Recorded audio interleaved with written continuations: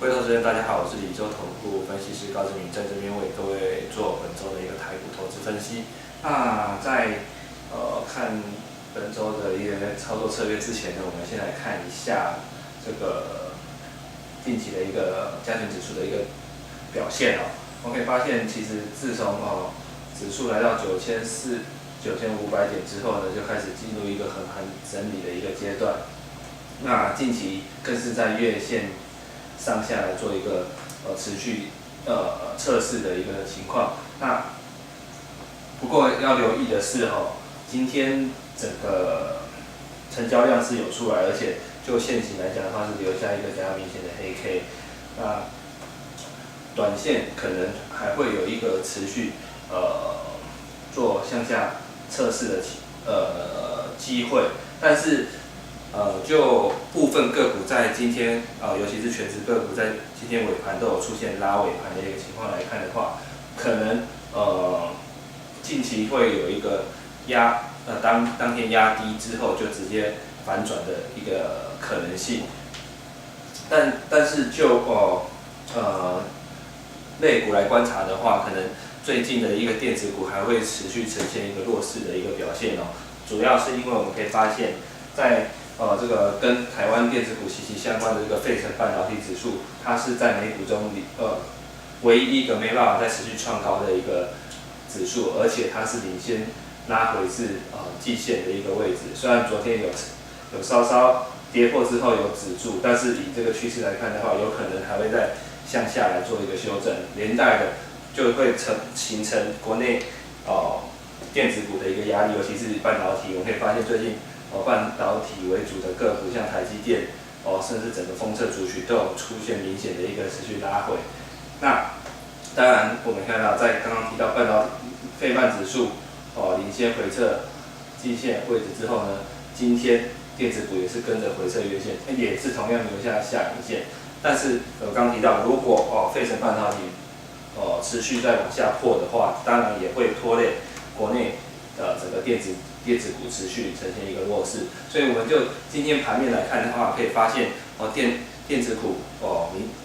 是成为整个沙盘的一个重心，尤其先前市场比较热的像物联网、穿戴式装置相关个股呢，今天整个卖压是最为沉重。那当然主要是因为这些个股目前还能处于本梦比的阶段，这个营收获利都还没有出来，所以导致在整个市场气氛反转的时候呢，会有比较大的一个修正。所以就建议投资人手中电子股，甚至刚刚提到获利没有那么好的一些个股呢，可能要降低这些个股的一个持股比重，因为可能接下来还会有一个回档修正的一个压力。那另外近期比较弱势的还有就是这个中小型个股。那刚刚提到应该说先前一直提到说中小型个股在近2-3个月以来是持续的弱势，主要是因为近期的资金开始转向大型股，所以对于中小型股有一些排挤的效应。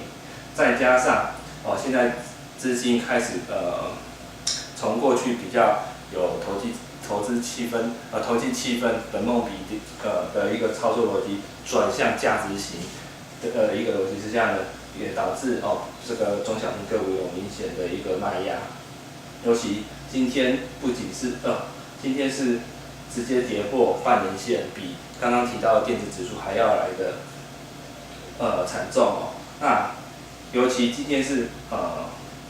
刚确定跌破半年线这个位置，那它跟年线其实还有非常大的空间，所以我们可以发现，在它确定跌破年线之后呢，盘中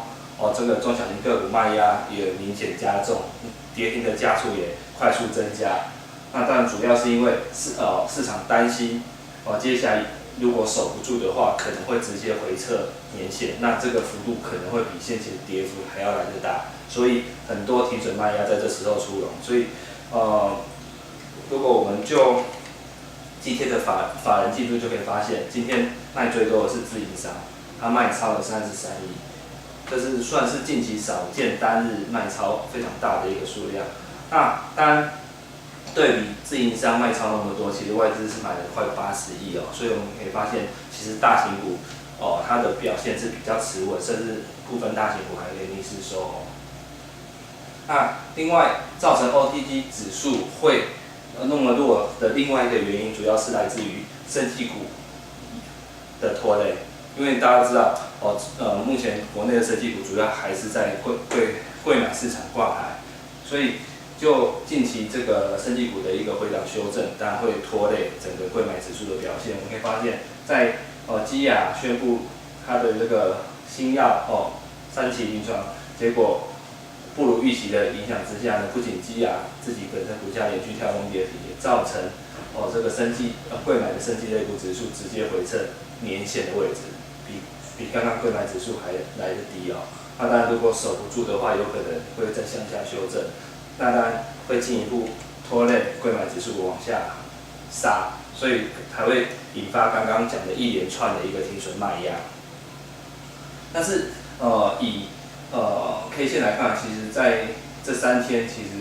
柜买指数已经连续杀了3天哦。短线可能在乖离率过大之下呢，可能会有一个跌升反弹的一个机会。但是就逢反弹的话，建议投资人就不要再做一个强弹动作，毕竟现在资金是开始往大型股来做一个移动，所以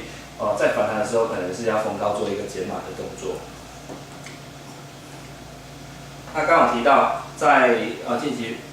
内外资的一个买卖超的趋势非常明显，就自营商投信的这些内资来讲的话，它是去站在卖方，只剩下外资在有做一个买超，所以就盘面表现来讲的话，会是外资在偏好的个股表现会比较好，相对的内资所偏好的个股就会成为近期的一个杀盘重心。那不过因为今天外资的一个期货期货的一个流向又转为空单流场，所以要小心。刚刚提到在加权指数还有在向下回撤的可能，因为毕竟今天是带量下杀，那技术面来讲的话是下杀有量的情况之下，可能短线还会有在向下测试低点的一个可能，这点是投资人要留意的。不过近期我们可以发现，这个大陆股市有开始转强的一个情况，当然主要是因为这个中国的一个货币政策有转为宽松，再加上它10月开始呢，这个港股跟陆股会互通。那以目前同样的个股在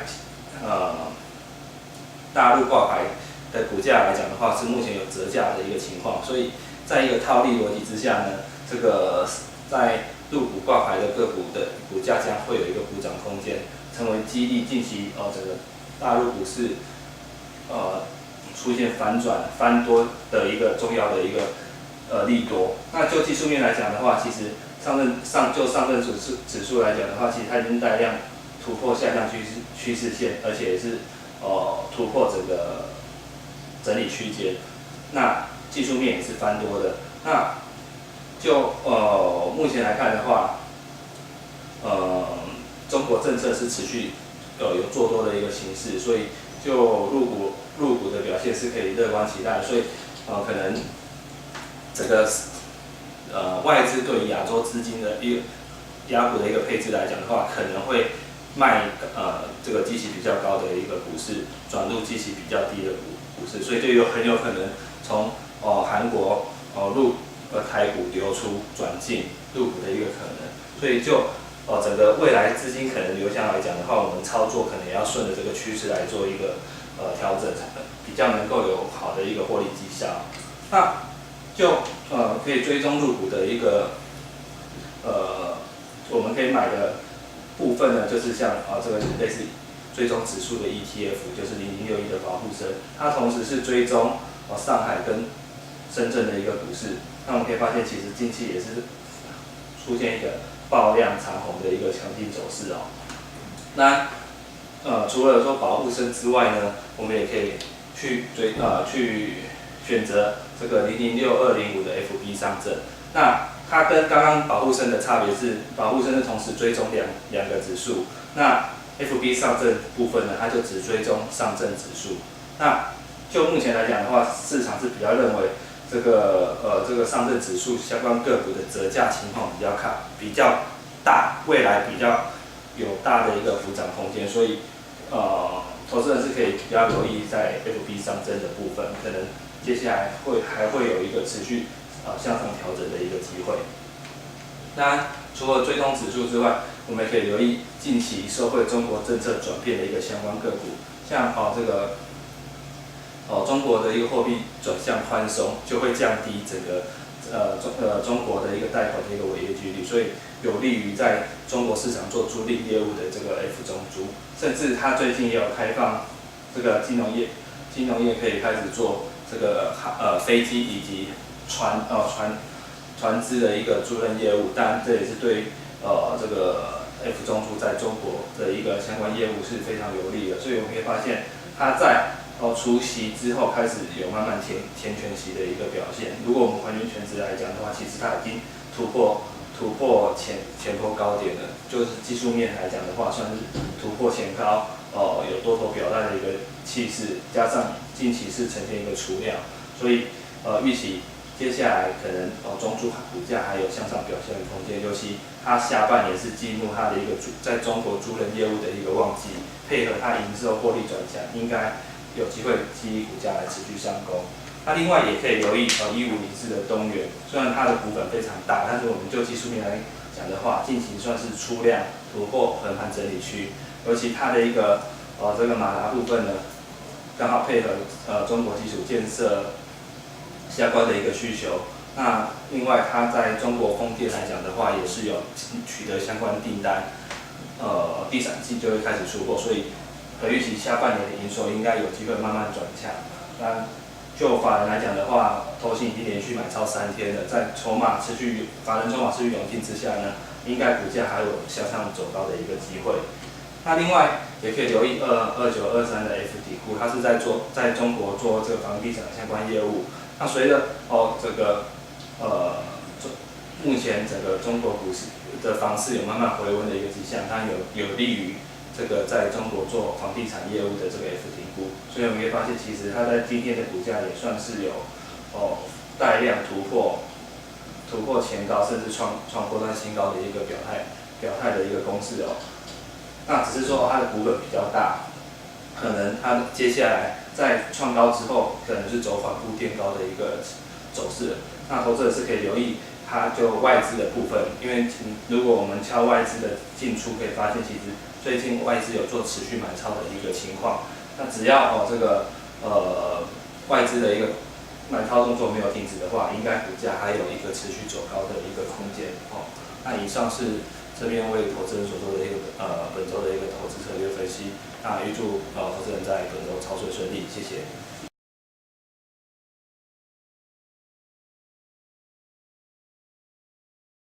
本公司与所推荐分析之个别有价证券无不当之财务利益关系。本节目资料仅供参考，投资人应独立判断、审慎评估并自负投资风险。